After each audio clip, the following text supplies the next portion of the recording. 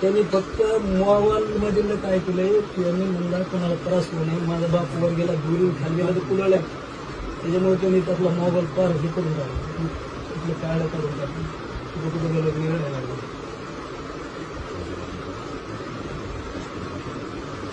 मग जे कॉलेजला गेले, तुम्ही आजारी असला ना, तुम्ही आमच्या पोराला भेटायला